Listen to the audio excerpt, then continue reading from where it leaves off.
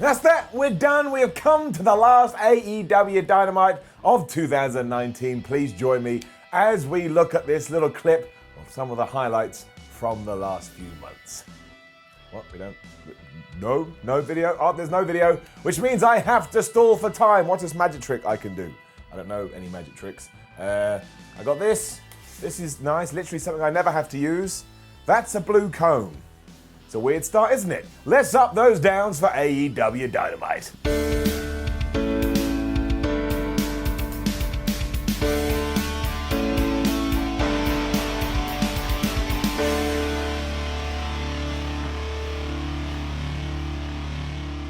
The best thing about Dynamite over the last couple of weeks have been the lower thirds for Hangman Page. I mean, 7 days ago, it was all about how he just stayed at home and got wasted. And now it just said, like, you know, it's Christmas time, yee-haw, happy holidays, Cowboys, Cowboys. They're absolutely brilliant. Also, the first match we got on this evening was Hangman Page and Kenny Omega taking on the Lucha Brothers.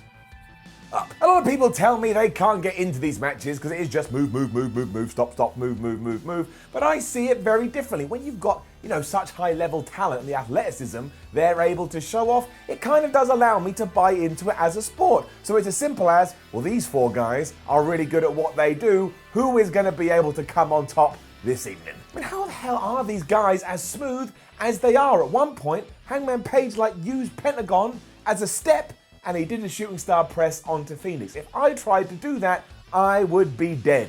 And you'd have a whole video here on YouTube going, Simon Miller dead because he attempted a stupid move. Also, this did have a story. It just so happened to go down after the match because Hangman Page went for that buckshot lariat, but Pentagon ducked, which meant Hangman went flying into Kenny Omega, and the Lucha Brothers used all this kerfuffling to get the win because they hit that just crazy double stomp package pile driver thing, which again must absolutely kill, and they got the 1, 2, 3. And as a quick side note, they better be going after those tag team titles in 2020. The time is just right. And that's when everything did start to kick off, because Hangman Page and Kenny Omega got in each other's faces, and Kenny was like, why did you hit me in my precious skin? Hangman was like, I don't know, bro, I'm drunk, or something like that, until Pac interrupted them on the big screen. In his Geordie accent, he was all like, Kenny, why have you forgotten about me? Well, I'll prove you wrong. No idea why he's from Lord of the Rings. And he was creeping backstage, and he found Michael Nakazawa, who of course is Kenny's best friend, and he went to beat him up. Also, I like the small touch here.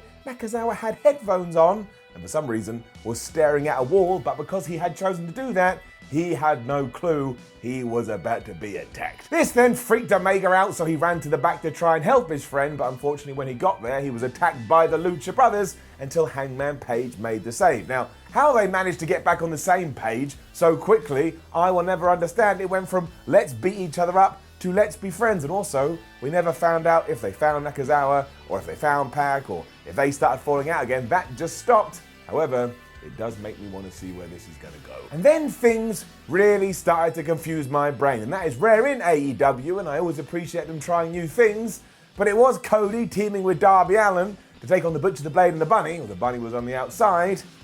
Be ready, my friend.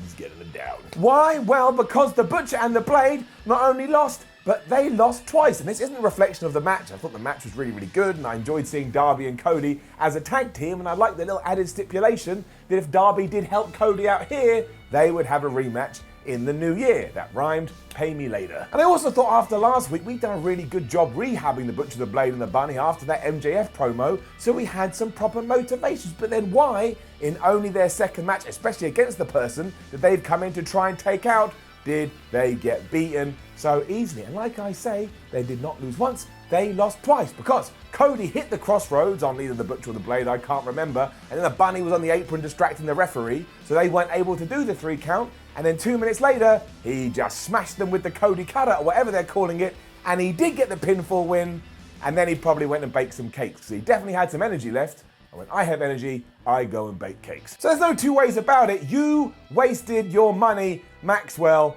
and you should have got somebody else to come in and do your dirty work. I mean, Wardlow, he's flapping around. Why don't you pick him? Again, from an in-ring perspective, I enjoyed this muchly, but why did you bring a couple of new guys in only to have them be defeated in their second match? They're worthless. They're pointless. They achieved absolutely nothing. And I know you're going to go, but Simon, you said you wanted more angles and stories. I did. and I appreciate All Elite Wrestling trying, that doesn't mean you just give them a free pass. That wouldn't make any sense. You are happy that they've arrived, but then you've got to judge them on their own merit. And that's what I'm doing. Also, just so you know, I think Cody's probably the best wrestler of 2019. But it ain't about that. Nightmare Collective time now, and I think we've got to the stage where you either like it or you don't like it. Ain't nobody sitting on the fence.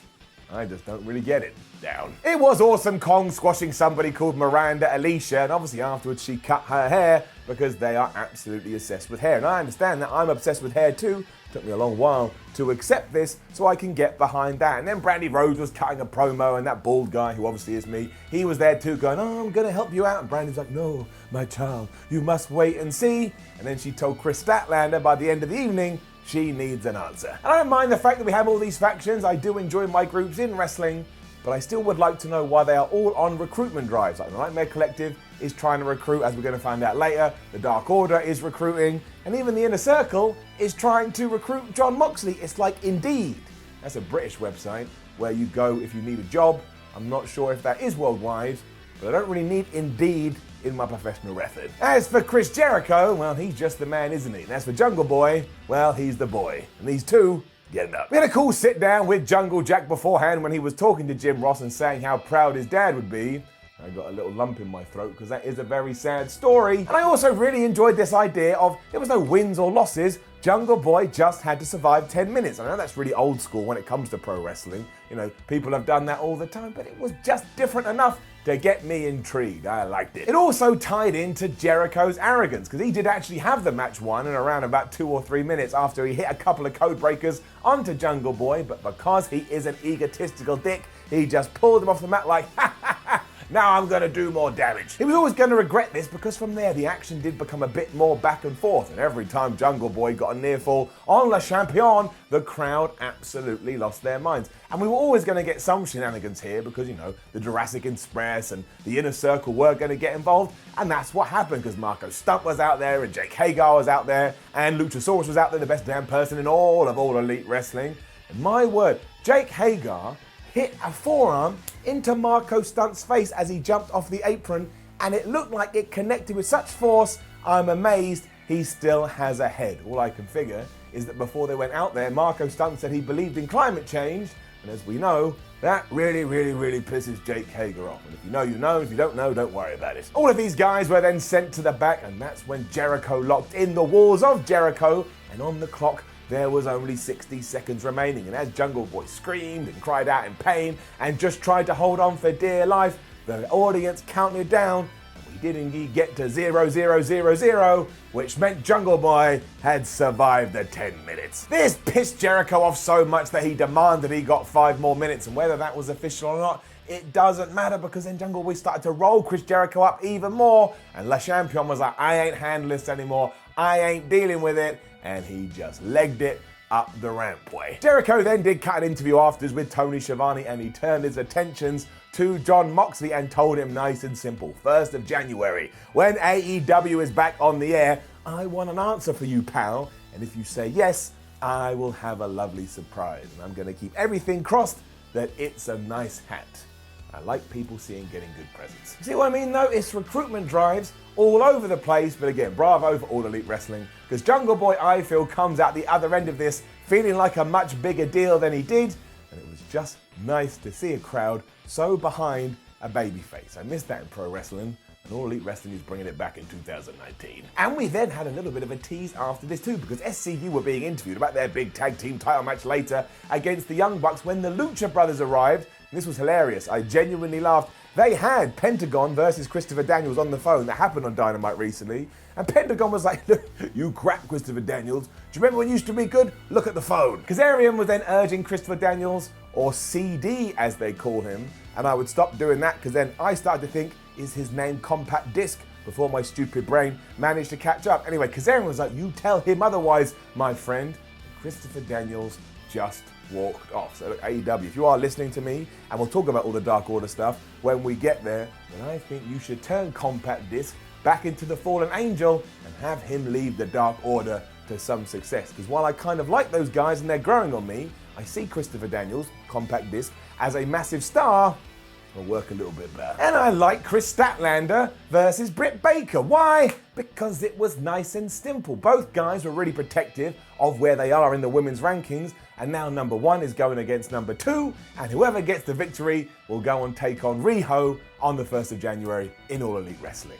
Up. I'm still fascinated about whether Statlander is an alien or just thinks she is an alien, and I would like that answered at some point. But of course, the story of this match was that Britt Baker kept going for that lockjaw because she's obsessed with teeth. She absolutely loved them, but Kris always had it scouted, and that's why at the end of this match, she went for the submission again, and Statlander, using her brute strength, which again the commentary had put over the entire time, picked her up and then moved her from her back round to the tombstone position and gave her the Big Bang Theory, which is just like a tombstone pile driver to your knees, and it looked absolutely devastating.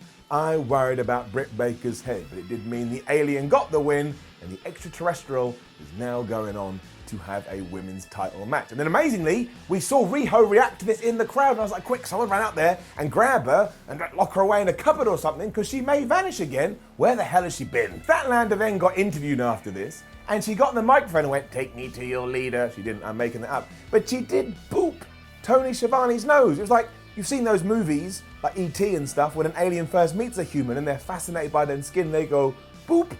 That's what Kris Statlander did. She was soon interrupted by the Nightmare Collective, though, who wanted an answer, and Kris Statlander said that she weren't going to do it. And surprise, surprise, she was getting beaten up by said collective until she was saved by Sadie Gibbs. Please don't make this a thing. Please try and move on from this as quickly as you can. I just want Riho versus Kris Statlander in a really good match. But now there's going to be UFOs, and Brandy Rose is going to be there, and she's going to be wearing the fake hair, and I'm not going to understand what the hell is going on. As for our main event, well, knowing they have 2 weeks off, the powers that be clearly decided we need to have a huge cliffhanger, but all of it worked for me.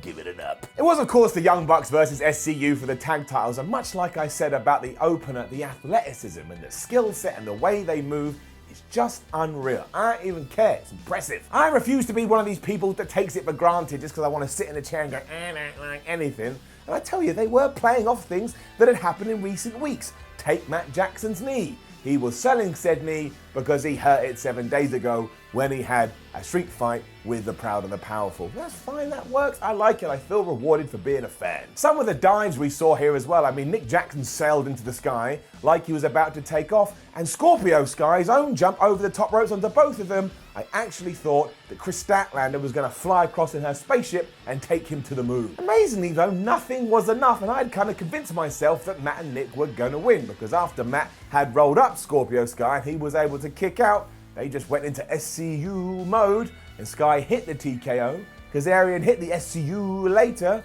and again, out of nowhere, I was a bit surprised, like, oh, I wasn't expecting that to be so soon, but the SCU did retain their titles, which means once again, the Young Bucks ain't anywhere near them. I guess they go to the back of the line. 2020 going to be pretty interesting. We weren't done though, because the lights went out and the Dark Order did appear, and we finally figured out what all these videos leading up to this point had been about, because they weren't here to recruit, which is very surprising. On All Elite Wrestling, they were here to trigger an initiation, and that is when Alex Ryan Reynolds and the Pirate John Silver proved it had been them who had been buying into this whole rhetoric and the cult, and they started to beat everybody up with the minions. Omega, Cody, and Dustin ran down to try and help out, but they couldn't, because they couldn't get over the numbers game. And don't forget that is a big deal, because we had been told that the Young Bucks, Kenny Omega, Cody Rhodes, and Dustin to a certain extent are part of management. So this is pretty much Dark Order taking over All Elite Wrestling from within. And I don't get why people are mad at this. If AEW has shone a spotlight and really pushed these videos hard, what do you want to do? Be in the opening match, be just shoved in the middle of the show? No, make a big deal out of it and see if finally you can get this group over. And if it doesn't work, you tried twice, I respect you for that, and you can quietly push it aside and start looking at other things. That's cool. And the announcers made a point, and man, round of applause to them for smashing it this evening, that Hangman Page wasn't out there to help, and why the hell was that? And then Dark Uno took his hand and he stuck it into Matt Jackson's mouth, and when he pulled it out, he had blood all over it, and there was blood coming out of, like I said, Matt Jackson's mouth. So all I could come up with is that he'd torn out his larynx. He'd torn out his esophagus. I don't think I've ever seen that in wrestling, but I will say, if come 2020, Matt Jackson is able to talk, we will finally know that wrestling is predetermined. The absolute greatest thing that we did get throughout this whole Dynamite, though, was the last 2 lines from Tony Schiavone and Jim Ross. Because even though we'd seen all this carnage and this devastating moment, JR had to say, next on TNT is the movie Battleship, and then Tony Schiavone, actually laughing, Tony Schiavone went, despicable. Who knew the biggest heel in all of pro wrestling was the movie Battleship? I have seen it. It is pretty damn shite. Which brought us to the end of the last Dynamite of 2019, and it was a weird show. I wouldn't say it was a difficult show, but it didn't necessarily flow as much as other ones, but I do think they went out of their way to set up load of angles and load of stories for 2020. And I don't have to like them all, because I know some people out there will, and that's what it's about. Throw some stuff out there, you'll like it, I'll like it, I won't like it, you won't like it, we have different opinions. Spinning arrow, give it an up, I still had an enjoyable 2 hours, now we move on to whatever is next. Now, don't forget to leave a comment below and let us know what you thought about last night's AEW Dynamite. Like, share, and subscribe. You know how it works. Follow WhatCulture on Twitter, WhatCulture WWE. Read more articles on WhatCulture.com. Watch more videos on WhatCulture Wrestling. It's the YouTube channel where you already are. My name is Simon from WhatCulture. Thank you very much for watching. And look, if you've enjoyed ups and downs in 2019, why not tell a friend? Why not share it on social media? Why not put it on Reddit so they can call you an asshole? Anything you can do, I would appreciate it. This is Simon Miller, the bald asshole, saying I will see you in 2020 when it comes to All Elite Wrestling stuff, where we will continue to up those downs.